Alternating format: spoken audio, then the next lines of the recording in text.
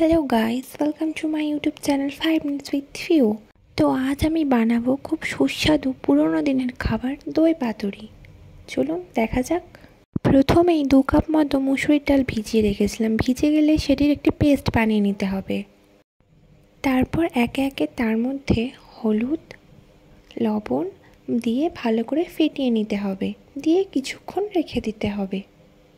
মশলার জন্য আমি কালো সর্ষে, গোটা রসুন আর লঙ্কা নিয়েছি। তারপর পাতুরি বানানোর এই প্রধান উপকরণ আনাজি কচু পাতার উপর ভালো করে আগে থেকে বেটে রাখা মুসুরির ডালের সেই পেস্টটিকে মাখিয়ে নিতে হবে। ঠিক এইভাবে ভালো করে মাখানো হয়ে গেলে তার উপর থেকে আরেকটি কচু পাতা দিয়ে সেটার উপরেও ভালো করে পেস্টটি ভালোভাবে মাখানো হয়ে গেলে তারপর এভাবেই ভাঁজ করতে হবে।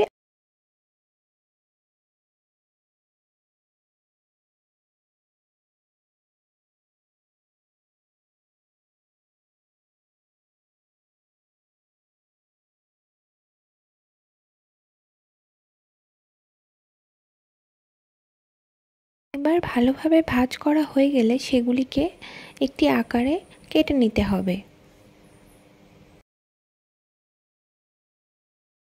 এবার কড়াইয়ে সর্ষের তেল দিয়ে দিতে হবে। তেল গরম হয়ে গেলে তার মধ্যে সেই কেটে রাখা বড়াগুলিকে ভালো করে ভেজে নিতে হবে।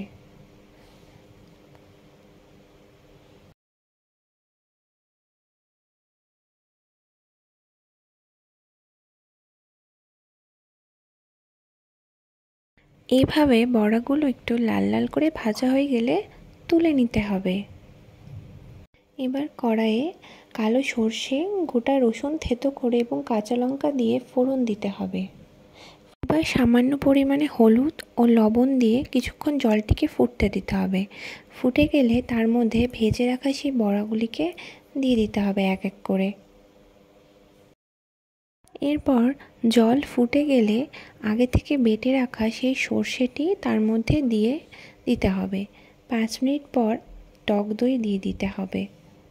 দিয়ে ভালো করে ফুটে গেলে নামানোর আগে কাঁচা সর্ষের তেল দিয়ে নামিয়ে দিতে হবে। ব্যাস তৈরি আমাদের দই পাতুরি। রেসিপিটি ভালো লাগলে like, comment and subscribe. Tata.